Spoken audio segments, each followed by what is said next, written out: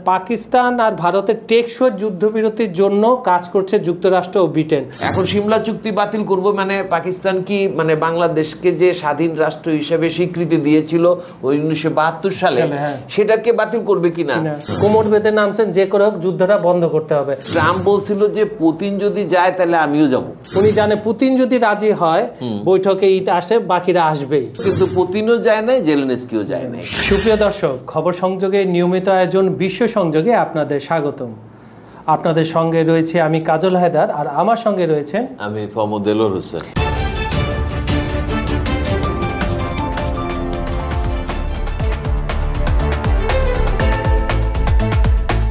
দেলোয়ার ভাই, কালকে একটা শুভ সূচনা হতে পারে।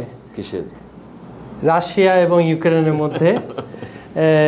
শুভ সূচনা কেন, এটা আপনি দর্শকদের বলেন, আমরা একটু শুনি। না, জিনিসটা হচ্ছে কি, শুভ সূচনা বলতে যেটা হচ্ছে সেটা হলো যে ইউক্রেনে যেই গত মানে বছরের বেশি হয়ে গেছে, 2 বছরের বেশি হয়ে গেছে, যে যুদ্ধটা কন্টিনিউ করতেছে, এই কন্টিনিউয়েশনটা ইউরোপের জন্য বা পশ্চিমা বিশ্বের জন্য এবং এক অর্থে সারা বিশ্বের জন্যই এটা খুব অ্যালার্মিং একটা সিচুয়েশন হয়েছে। তো এখন দেখা যাচ্ছে যে ট্রাম্প সহ ব্রিটেন, ফ্রান্স, এই দেশগুলো তারা আসলে এটা নিয়ে যুক্তরাজ্য, পোল্যান্ড, ফ্রান্স, জার্মানি, এরা সবাই আসলে এটা নিয়ে টেন্সড হয়ে আছে। কিভাবে এটাকে বন্ধ করা যায়, একটা সমাধানে পৌঁছানো যায়, এই চেষ্টাটা অব্যাহত আছে। কিন্তু এর মধ্যে মানে বিষয়টা কেমন, ওই যে আমরা একটা গল্প জানি না যে রাধা নাচবে কিন্তু 7 মণ ঘি পুরাইতে হবে, বিষয়টা এইরকম জায়গায় চলে গেছে। কেন? কারণ হচ্ছে যে ওই গত শুক্রবারে, মানে আজকে আমরা রোববার কথা বলতেছি, গত শুক্রবারে তুরস্কের রাজধানী ইস্তাম্বুলে একটা বৈঠক ছিল, যেই বৈঠক নিয়ে সবাই আশাবাদী ছিল। এমনকি ট্রাম্প বলছিল যে পুতিন যদি যায় তাহলে আমিও যাব, মানে এই টাইপের একবারে কথা বলে রাখছিল। কিন্তু পুতিনও যায় নাই, জেলেনস্কিও যায় নাই। কি হয়েছে, তাদের প্রতিনিধিরা গিয়ে ইস্তাম্বুলে বৈঠক করছে এবং মৌলিক যে আলোচনা, সেই আলোচনার মধ্যে একটাই হয়েছে যে 1000 করে যুদ্ধবন্দী বিনিময় হবে, মানে ইউক্রেনের 1000 যুদ্ধবন্দী, রাশিয়ার 1000 যুদ্ধবন্দী এটা বিনিময় করা হবে। এবং এইটাকে খুব বেশি ইম্পর্টেন্স দেওয়া হচ্ছে না। এটা হয়তো বা একটা বিষয় আছে, তবে এখন যে কথাগুলি হচ্ছে, এখন এটার সাথে সবাই যুক্ত হয়ে গেছে। এখন ট্রাম্পও কথা বলতেছে, টেলিফোন করার কথা আছে, পুতিনের সাথে আলোচনার কথা আছে। তো আর পুতিনের কথা হচ্ছে যে একেবারে সলিড একটা, মানে আমরা কি লক্ষ্য নিয়ে বৈঠকটা করতে যাচ্ছি এটা কনফার্ম করে এবং কিছু জিনিস বাস্তবায়ন করে আলোচনায় বসা যায়, মানে বৈঠকের স্বার্থে বৈঠক যেন না হয় এজেন্ডা নিয়ে। এক অর্থে কিন্তু পুতিনের কথাটা ঠিকই আছে, কারণ অনেক সময় তো আমরা অনেক মিটিং করি যেগুলি মানে খুব বেশি ফ্রুটফুল হয় না, অর্থহীন মিটিং হয়ে যায়। তো সেখানে পুতিন সেটা বলছে যে যদি মানে সেই ধরনের কোনো বিষয় থাকে, যুদ্ধবিরতি চুক্তি হবে, কার্যকর হবে, এই বিষয়গুলি যদি থাকে তাহলে বৈঠকটা হইতে পারে, এরকম বলতেছেন। তো যুক্তরাজ্য আছে, জার্মানি আছে। যুক্তরাজ্যের প্রধানমন্ত্রী কিয়ার স্টারমার সাংবাদিকদেরকে বলছে যে আলবেনিয়ায় যে ইউরোপীয় নেতাদের একটা বৈঠক হয়েছে, সেই বৈঠক শেষ করে বলছে যে প্রেসিডেন্ট জেলেনস্কির সঙ্গে বৈঠক শেষে আমরা প্রেসিডেন্ট ট্রাম্পকে ফোন করেছি, তার সঙ্গে আলোচনার অগ্রগতি নিয়ে কথা হয়েছে। সলিড কোনো ইনফরমেশন না, জেলেনস্কির সাথে তাদের কিছু কথাবার্তা হয়েছে, কথাবার্তা হওয়ার পরে সেটা আবার ট্রাম্পের সাথে সেটা আবার শেয়ার করা হয়েছে। আগামীকাল যে ফোনটা করবেন, প্রথমে ফোনটা করবেন পুতিনকে রাজি করাবেন। পুতিন যদি রাজি হয় তাহলে ন্যাটো এবং জেলেনস্কির সাথে সে কথা বলে, তার মানে তার কিরানকের প্রথম পাত্রটি হচ্ছে পুতিন। উনি জানে পুতিন যদি রাজি হয় বৈঠকে আসে, বাকিরা আসবেই। এই জন্য উনি মানে আমার যেটা মনে হচ্ছে, উনি একটা কথা বলে না, কোমর বেঁধে নামছেন, যে করে হোক যুদ্ধটা বন্ধ করতে হবে। তো দর্শক, আপনারা এতক্ষণ শুনলেন রাশিয়া। আপনাদের জন্য আমাদের আরেকটা বিষয় আছে, সেটা হচ্ছে পাক ভারত। মানে পাকিস্তান আর ভারতের টেকসই যুদ্ধবিরতির জন্য কাজ করছে যুক্তরাষ্ট্র ও ব্রিটেন। তার মানে আপনারা মোড়ল্লা মাঠে, এখন মোড়লরা মাঠে। কিন্তু এটা যেটা হয়েছে, যেটা মানে এখানে টেকনিক্যালি যে জিনিসটা আছে সেটা হচ্ছে যে যুদ্ধটা যখন শুরু হয় পেহেলগামে হামলার পরে 22 তারিখের পর 22 এপ্রিলের পরে যেটা হয়েছে সেটা হচ্ছে যে আপনার ভারতের পক্ষ থেকে কিছু নিষেধাজ্ঞা, আরো নিষেধাজ্ঞা মানে কিছু শর্ত বলা হয়েছে যে সিন্ধু পানি চুক্তিটা করা হবে, এগুলি করা হবে। পাকিস্তানের পক্ষ থেকে আবার বলা হয়েছে সিমলা চুক্তি বাতিল করা হইলো। তো তারপরে যেমন মনে করেন আপনার যারা কূটনীতিক ছিল তাদের সংখ্যা কমে আনার বিষয় ছিল। তারপরে আপনার দুই দেশই যেটা করছে সেটা হচ্ছে যে তাদের নাগরিকদের ভিসাটা টোটালি বন্ধ করে দিছে এবং তৎক্ষণাৎ তাদেরকে ফেরত পাঠানোর একটা করা হয়েছে, পদ্ধতি নেওয়া হয়েছে। তো এখন যে এমবার্গোগুলি দুই দেশের পরস্পরকে দিয়েছে সেগুলির ব্যাপারে আসলে এখনো পর্যন্ত ক্লিয়ার কাট কিছু বলা হয় নাই। ভারত কি সিন্ধু পানি চুক্তি যে বন্ধ করতে চাইছে এই বিষয় নিয়ে তাদের কি অন্য কোনো স্ট্যান্ড তৈরি আসছে কিনা, যেহেতু যুদ্ধবিরতি কার্যকর হয়েছে, এখন আমরা সিন্ধু পানি চুক্তিটা বাতিল যে করার সিদ্ধান্ত নিয়েছিলাম সেটা থেকে চলে আসছি, অথবা সিমলা চুক্তি যে আমি পাকিস্তান যেটা বলতেছিল সেটা থেকে সরে আসছে কিনা। এবং প্রবলেমটা হচ্ছে যেটা সেটা হচ্ছে যে এই চুক্তিগুলির সাথে কিন্তু মনে করেন আপনার যেমন সিন্ধু পানি চুক্তির যে বিষয়টা ছিল সেখানে কিন্তু মিডিয়েটর হচ্ছে আপনার বিশ্বব্যাংকের যিনি বিশ্বব্যাংকের প্রধান যিনি আছেন উনি বলেছেন যে আসলে এই চুক্তিটা বাতিল করার মানে চুক্তিটা রহিত করার কোনো পদ্ধতি নাই, এটাকে হয় বাতিল করতে হবে, হ্যাঁ এটা বাতিল করে এই চুক্তিটা টোটালি বাতিল করে দিতে হবে। তো যাই হোক বিষয়টা হচ্ছে এরকম। আবার সিমলা চুক্তির মধ্যে কিন্তু বাংলাদেশের স্বাধীনতার প্রসঙ্গ আছে।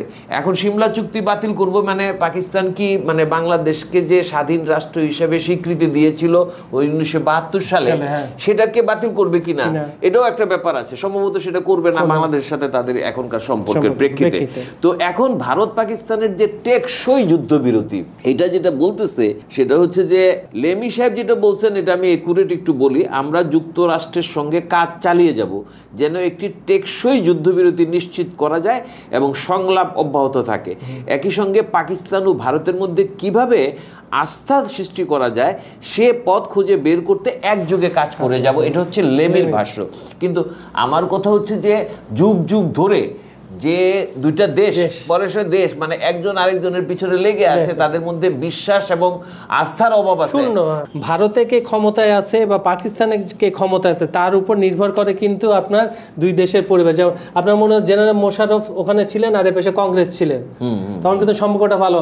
ক্রিকেট টিম পাকিস্তানে যাচ্ছে, পাকিস্তানের টিম ভারতে আসছিল, তারপরে ভারতীয় শিল্পীরা পাকিস্তানে যাচ্ছে, পাকিস্তানের বহু শিল্পী ভারতে এসে কাজ করছে।